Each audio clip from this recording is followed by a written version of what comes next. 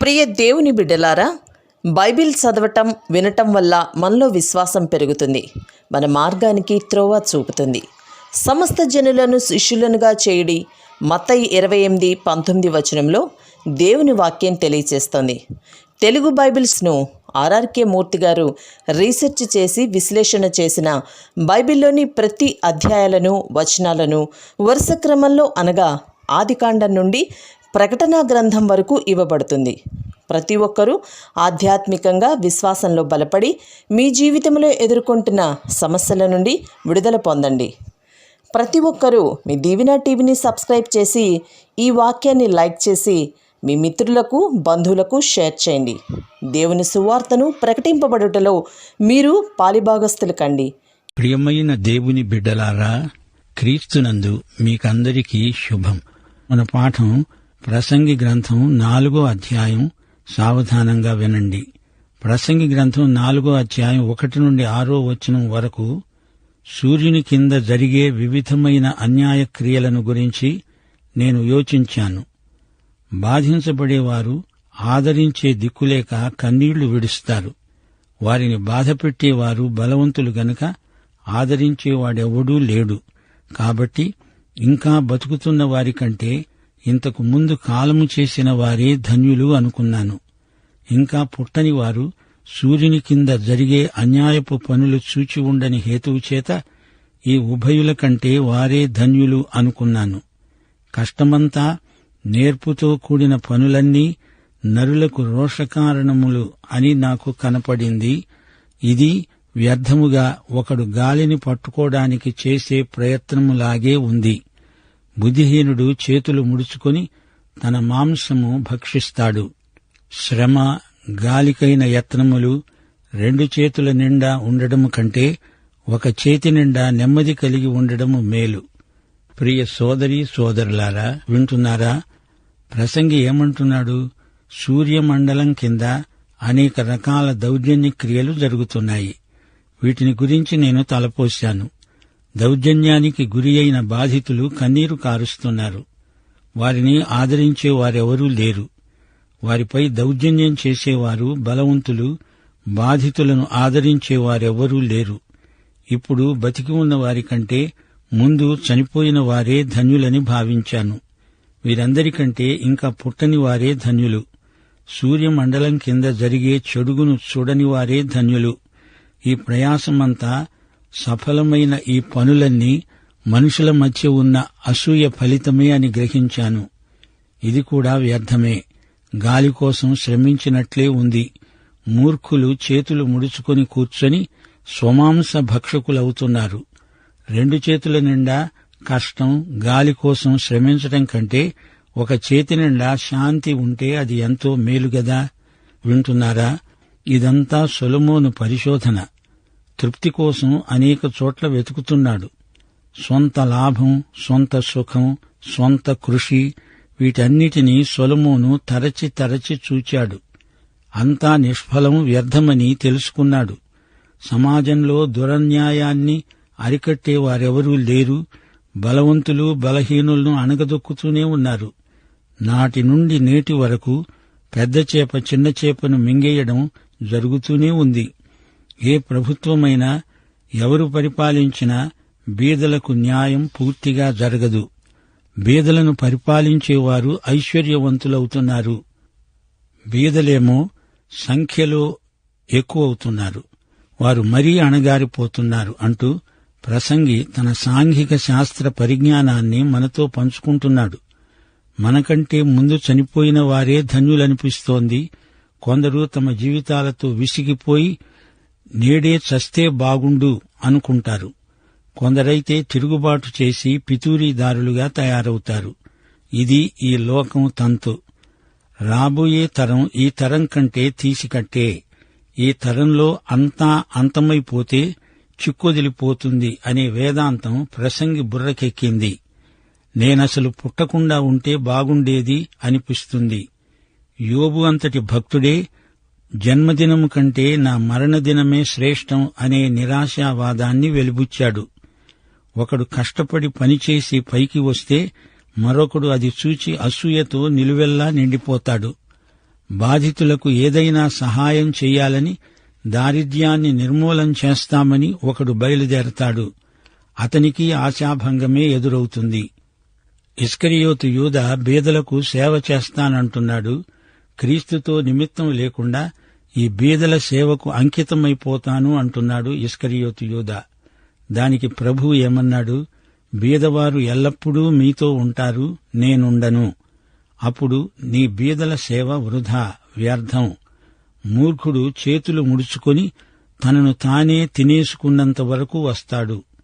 తన కోసమే తాను పనిచేయనివాడు ఇతరుల కోసం ఏమి చేస్తాడు? ఏమి చేయగలడు? పనిచేయకుండా ప్రతి ఒక్కడూ తనకు ఊరికే రావాలి అనేది స్వవినాశన వేదాంతం. మరొకడు బయలుదేరాడు. వాడంటాడు, నా సొంత పని నేను చేసుకుంటాను. నెమ్మది శాంతి లేకుండా 2 చేతులతో పనిచేసే కంటే ఒక చేతి నిండా మంచి పని చేయడం మేలుగదా. ప్రసంగి 4:7-12 వరకు ప్రసంగి అంటున్నాడు, నేను ఆలోచించగా వ్యర్థమైనది మరి ఒకటి సూర్యుని కింద నాకు కనపడింది. ఒంటరిగా ఉన్న ఒకడు కలడు, అతనికి జతగాడు లేడు, కుమారుడు లేడు, సహోదరుడు లేడు. అయినా అతడు ఎడతెగక కష్టపడతాడు. అతని కన్ను ఐశ్వర్యము చేత తృప్తి నొందదు. సుఖమనేది నేనెరుగక ఎవరి నిమిత్తము కష్టపడుతున్నాను అనుకొనడు. ఇది వ్యర్థమైనదై బహుచింత కలిగిస్తుంది. ఇద్దరి కష్టము చేత ఉభయులకు మంచి ఫలము కలుగుతుంది గనుక ఒంటిగాడై ఉండడం కంటే ఇద్దరూ కూడి ఉండడం మేలు. వారు పడిపోయినా ఒకడు తన తోటివాణ్ణి లేవనెత్తుతాడు. అయితే ఒంటరిగాడు పడిపోయిన ఎడల వానికి ఆశాభంగమే కలుగుతుంది. వాణ్ణి లేవనెత్తే వాడెవడూ ఉండడు. ఇద్దరు కలిసి పండుకొన్న ఎడల వారికి వెట్ట కలుగుతుంది. ఒంటరిగానికి వెట్ట ఏలాగు కలుగుతుంది? ఒంటరి అయిన ఒకని మీద మరొకడు పడిన ఎడల ఇద్దరూ కూడి వానిని ఎదిరించగలరు. 3 పేటల తాడు త్వరగా తెగిపోదు గదా. ప్రియ సోదరీ సోదరులారా, వింటున్నారా? సొలొమోను ఆలోచనలు పలు విధాలుగా పరిగెత్తుతున్నాయి. సూర్యమండలం కింద మరో వ్యర్థమైన విషయం అతనికి గోచరించింది. అతడు ఒంటరిగాడు, ఏకాకి. అతనికి ఎవ్వరూ జతగాడు లేడు, కొడుకు లేడు, సహోదరుడు లేడు. ఎడతెరిపి లేకుండా నిర్విరామంగా పనిచేస్తాడు. తన ధనాన్ని కంటితో చూచి అతడు తృప్తి చెందడు. సుఖమెరుగక ఎవరికోసం ఇంత కష్టపడుతున్నాను అనుకోడు. ఇదంతా వ్యర్థం, దుఃఖకరం. ఇద్దరిద్దరుగా మనుషులు ఎక్కువ పని చెయ్యగలరు. ఒంటరిగా కాకుండా జంటలుగా, జతగా పనిచెయ్యాలి. ఇద్దరు ఒకరికొకరు సహాయపడతారు. ఒంటరిగా ఉన్నవాడు పడితే లేవనెత్తడానికి ఎవరూ ఉండరు. ఒంటరిగా ఉన్నవాణ్ణి శత్రువు సులభంగా ఓడిస్తాడు. ఇద్దరి పరిష్వంగంలో వెచ్చదనం ఉంటుంది. 3 పేటల తాడు త్వరగా తెగదు. వింటున్నారా? సూర్యమండలం క్రింద సొలొమోనుకు కనపడుతున్నదంతా వ్యర్థమే అనిపిస్తోంది. ఎందుకు సొలొమోను ఈ విధంగా నిరాశావాదంలోకి దిగిపోయాడు? దానికి కారణం ఒకటే. తప్పిపోయిన కుమారుడిలాగా తండ్రితో సంబంధం లేకుండా అంతా తానే నిర్వహించుకోగలను అనుకున్నాడు. తప్పిపోయిన కుమారుడికి బుద్ధి వచ్చింది.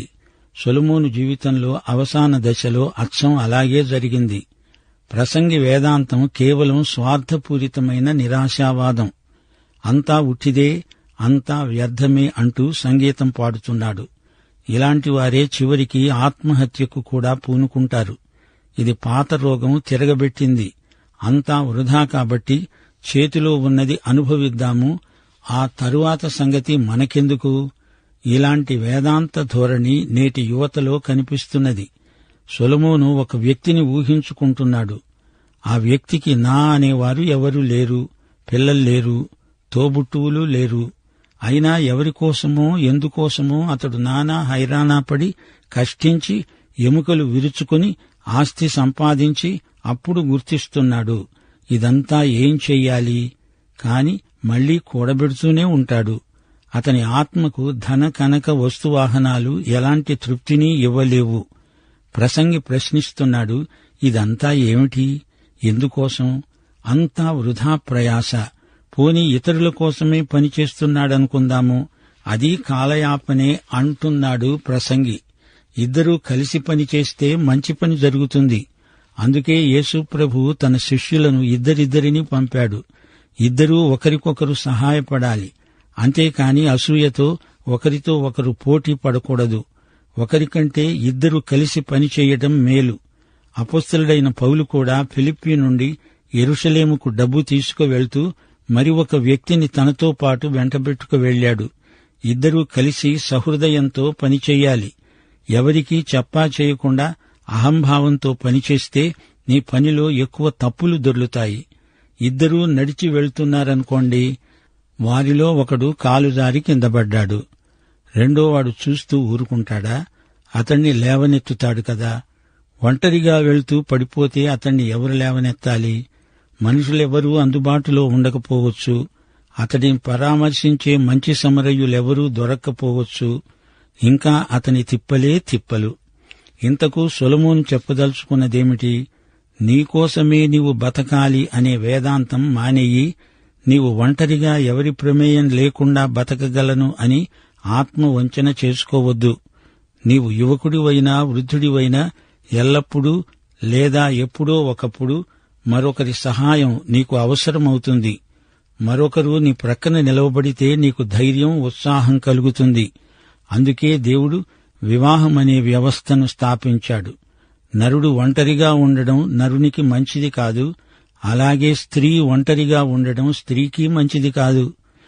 కొందరు పురుషద్వేషులు, స్త్రీ ద్వేషులు వివాహాన్ని నిషేధించి ఆ తర్వాత నానా అగచాట్లు పడిన వారున్నారు. ఎవరో కొద్దిమంది వివాహాన్ని ప్రభువు కోసం మానుకుంటే అది వేరే సంగతి. శిఖరారోహణ చేసేవారు తమ సాహసయాత్రలో ఒంటరిగా వెళ్లరు. అపాయం తటస్థించినప్పుడు ఒక వ్యక్తి తోడు ఉండాలి కదా. కొందరు పదవీ విరమణ చేసి ఇంట్లో కూర్చుండే పింఛనుదారులున్నారు. ఒంటరిగా ఉన్నాడనుకోండి, కాలు జారి పడతాడు. అప్పుడు ఇంట్లో ఎవ్వరూ ఉండరు. టెలిఫోన్ దాకా వెళ్లడానికి కూడా చేతగాదు. సాయంకాలం అందరూ ఇంటికి వచ్చేసరికి అతని కాలో చెయ్యో విరిగి ఉండవచ్చు, ప్రాణం పోవచ్చు. అందుకే ప్రసంగి అంటున్నాడు, ఎప్పుడూ ఒక మనిషి తోడు ఉండడం మంచిది. సాహసయాత్రల్లో హిమాలయ పర్వతాలు ఎక్కేవారు రాత్రిపూట కలిసి పడుకుంటారు. దానివల్ల వెచ్చదనం వస్తుంది.